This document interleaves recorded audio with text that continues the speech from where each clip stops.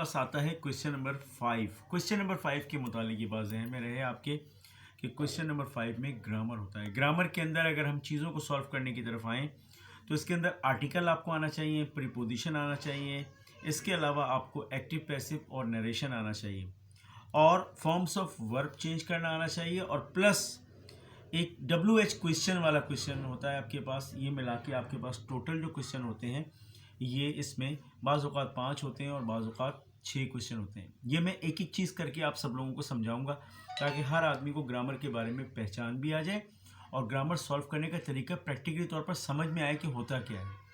अभी मैं इस वक्त क्वेश्चन नंबर 6 की जानिब आना चाहता हूँ। क्वेश्चन नंबर 6 जो है इसमें CV और कवरिंग लेटर के ऊपर बात होती है। CV क्या होती है? सर्कुलम वीटा, ये स्पेनिश वर्ड है जिसके मतलब है कि आप अपना बायोडेटा कहीं पर देते हैं जॉब के लिए, और जब आपकी जॉब हो जाती है तो फिर आपको कवरिंग लेटर मिलता है जिसको हम अपॉइंटमेंट लेटर कहते हैं। तो उस लेटर के अंदर जो है आपकी कुछ चीज़ें लिखी भी होती है जिनको आपने बताना होता है। अब हमारे पास CV में कोई भी इश्तिहार आता है, ऐड आता है, एडवर्टाइजमेंट आता है, और अगर आपसे CV बनाने के लिए कहा जाए तो अगर मिसाल के तौर पर CV में आपसे ये कहा जाए कि एक टीचर की जॉब है, एक बैंकर की जॉब है, एक इंडस्ट्री के अंदर किसी HR मैनेजर की जॉब है, अगर इस किस्म की कोई भी जॉब हो तो याद रखिएगा कि एजुकेशन पर्पस पे वो तमाम के तमाम तालिब इल्म जो किसी भी शोबे में जाना चाहे मैट्रिक साइंस में होना चाहिए। इसके बाद जो लोग मेडिकल लाइन में जाते हैं उनका FSC प्री मेडिकल कहलाएगा, जो इंजीनियरिंग लाइन में आएंगे उनका FSC प्री इंजीनियरिंग कहलाएगा, जो कॉमर्स लाइन में आएंगे उनका ICOM कहलाएगा, और इसी तरीके से जो लोग आर्ट्स में पढ़ते हैं उनकी तालीम इंटरमीडिएट कहलाती है FA। उसके बाद जब हम आगे बढ़ते हैं तो अगर आप जिस शख्स की भी CV देना चाहते हैं उसकी तालीम 2013 से पहले की है तो साइंस वाला जो है BSc करेगा, आर्ट्स वाला BA करेगा, कॉमर्स वाला BCom करेगा। लेकिन अगर आपकी तालीम 2013 के बाद की आ रही है तो फिर आपको इस शर्त को समझना होगा कि 2013 के बाद जितनी भी एजुकेशन होती है इसमें साइंस वाला BSc नहीं करेगा बल्कि प्रोफेशनल डिग्री BS करेगा जो कि 4 साल पर मुहित है। इसी तरीके से जो आर्ट्स वाला है स्टूडेंट वो अगर यूनिवर्सिटी से BA करेगा तो BA ऑनर्स कहलाएगा जो 3 साल का होगा, और प्राइवेट में करेगा तो वो 2 साल का होगा BA। इसी तरीके से जो कॉमर्स में पढ़ना चाहता है तो वो कॉमर्स वाला जो है BCom के बजाय क्या करेगा, वो BBA करेगा जो 4 साल का होगा। अब ये बात जहन में रहे कि बैंकिंग लाइन की कोई भी जॉब आ जाए तो उसमें आपने BBA डालना है, या आपसे मांगा जा रहा है MBA तो फिर MBA डालना है। BBA 4 साल का होगा और MBA आपके पास 2 साल का होगा। यानी ये समझ लें आपके मैट्रिक करा उसने, स्टूडेंट ने मैट्रिक के बाद 2 साल का उसने ICOM करा, फिर 4 साल का BBA करा और 2 साल का MBA करा। इस तरह से उसकी तालीम मुकम्मल होगी। इसी तरीके से जो आर्ट्स में पढ़ना चाहता है, टीचर बनना चाहता है, टीचर की जो नीड्स हैं उसमें क्या है, प्राइमरी हो या सेकेंडरी टीचर हो, इस लेवल पर जाने के लिए आपने मैट्रिक किया, उसके बाद FA किया, FA के बाद आपको BA करना है। BA के बाद जो है 2013 से पहले तक जो आपका B.Ed था वो 1 साल का था, लेकिन 2013 के बाद आपका B.Ed जो है वो अब तकरीबन 2.5 साल का हो गया, और 2017 के बाद उसको 4 साल पर मुश्तमिल कर दिया गया B.Ed को।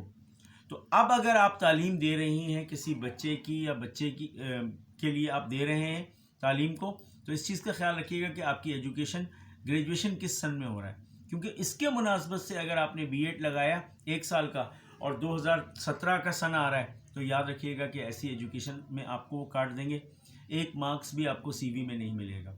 इसी तरह MBA है, BBA है और BSc है। BSc 2013 से पहले करेंगे तो BSc आएगा, 2013 के बाद की एजुकेशन है तो BSc की बजाय BS आएगा जो 4 साल का होगा, और 2 साल का MS आएगा। अब आपके पास सबसे पहले नंबर पर CV बनाते वक्त आपने सवाल देखना है, और सवाल में बेटा आपको सबसे पहले नंबर पर ऊपर इसका नाम जो है टाइटल में नाम देना होगा दरमियान में, उसके बाद हाउस नंबर, और हाउस नंबर जो मुतवस्सित तबके के लोग होते हैं इनका हाउस नंबर होता है 120 गज का मकान होता है अमूमन, तो ये आर से स्टार्ट होगा बेटा। हम अपने इलाकों के नाम लिख देते हैं, ये नाम सही नहीं है।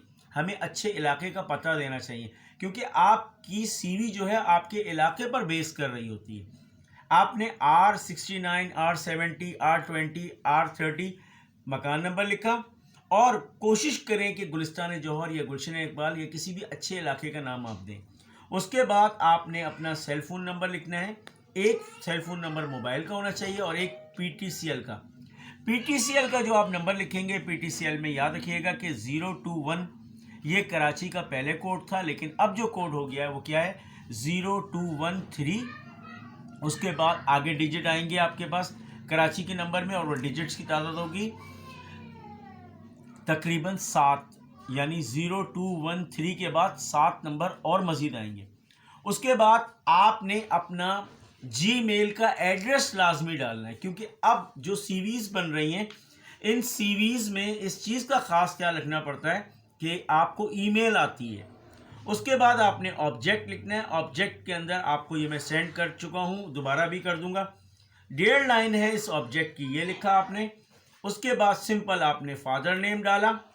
उसके बाद डेट ऑफ बर्थ, जो इस साल सीवी बनेगी इसमें जो डेट ऑफ बर्थ आना चाहिए वो आना चाहिए 1992 तक, क्योंकि 1992 में जिस बच्चे की पैदाइश हुई है वो 4 साल की उम्र में भी अगर एजुकेशन में आया, पढ़ने के लिए आया, तो इसकी ग्रेजुएशन तक की जो उम्र होगी वो 2021 में उसका 3 से 5 साल का एक्सपीरियंस बन सकता है। अगर आप 1992 से पहले की डालेंगी तो वो बहुत ज़्यादा एजड हो जाएगा, और अगर आप इसके ज़्यादा आगे बढ़ गई तो वो भी आपके लिए सूटेबल नहीं है, क्योंकि एक्सपीरियंस नहीं बन पाएगा। उसके बाद CNIC नंबर जो होता है ये आपका नेशनल आइडेंटिटी कार्ड का नंबर होता है, ये नंबर एक आप याद कर लें। उसके बाद एकेडमिक क्वालिफिकेशन ऊपर से नीचे आती है। अब ऊपर से नीचे की तरफ सबसे पहले नंबर पर आपकी जो बड़ी डिग्री है वो आएगी।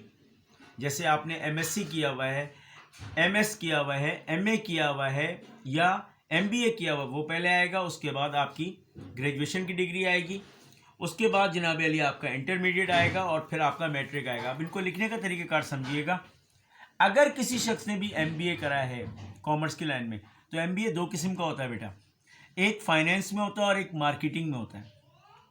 अगर BS करा हुआ है तो केमिस्ट्री में, बायोलॉजी में, जोलॉजी में, बॉटनी में किसी एक पर्टिकुलर सब्जेक्ट का नाम आएगा MSc में।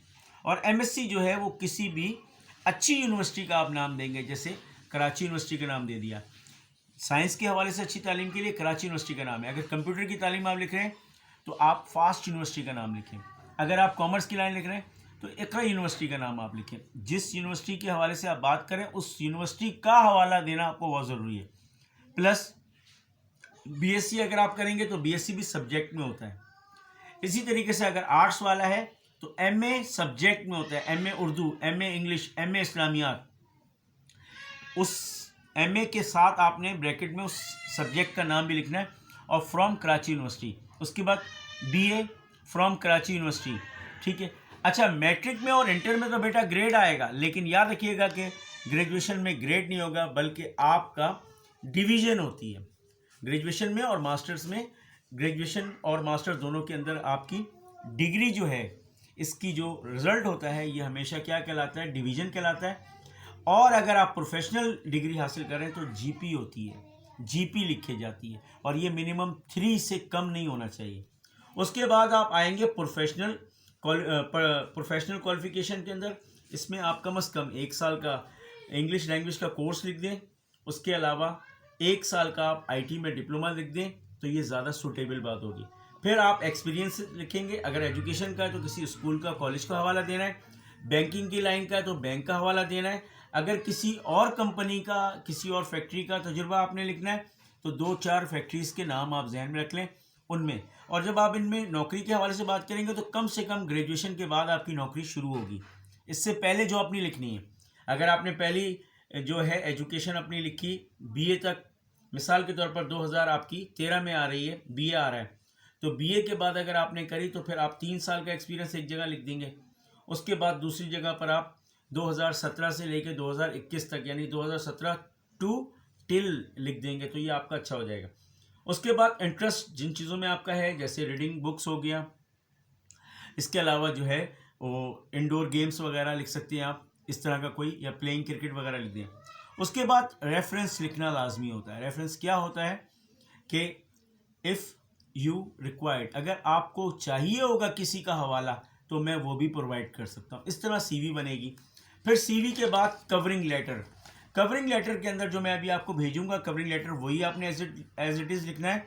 अगर यहाँ पर पीओ बॉक्स नंबर और अखबार का नाम आ जाए तो वो ही लिखेंगे आप जो सवाल में आ रहा है। अगर ये नहीं आ रहा तो आपको क्या करना है, पीओ बॉक्स नंबर, अब ये जो लिखा हुआ आपके पास आएगा सिर्फ इसी को आपने सेंड करना है, और आपने अखबार का नाम जो यहाँ दिया हुआ है वो लिख देना है। बाकी इस कवरिंग लेटर के अंदर जो जॉब का टाइटल है वो लिखना है, और अखबार का नाम अगर दिया हुआ है तो ठीक है, नहीं दिया हुआ तो आप खुद से इसको लिख देंगे। बाकी ये एज इट इज़ आएगा, बिल्कुल कोई चेंज इस कवरिंग लेटर में नहीं आएगी। 15 मार्क्स का ये सवाल है। आई होप कि आपको ये सवाल सीवी और कवरिंग लेटर का क्लियर हुआ होगा। उसके बाद आपके पास ऐसे आता है बेटा, मैंने ऐसे जो है ना क्वेश्चन नंबर 7 का एक ऐसे बनाया हुआ है जिसमें करप्शन हो गया, टेररिज्म हो गया, problems of a big city हो गया, या किसी भी किस्म का कोई प्रॉब्लम आ जाए, साइंस के ऊपर आ जाए, तो आपने यही ऐसे लिखना है। और ये ऐसे में 2 जगह पर नेम ऑफ ऐसे है, बस वहाँ पर आपने ऐसे का नेम लिखना है, और बाकी एज इट इज़ आप ऐसे को उतार देंगे। ये मैंने 35 नाम पर, ये याद रखिएगा कि मैंने 35 नेम्स के ऊपर ये एक ऐसे बनाया हुआ है, तो आपको इसमें बहुत आसानी होगी। मेरे ख्याल से अब आपका एक सवाल रह गया है क्वेश्चन नंबर 5, वो इंशाल्लाह ताला देखिए मौका लगा तो कल या परसों में करूँगा। ठीक है, अस्सलाम वालेकुम।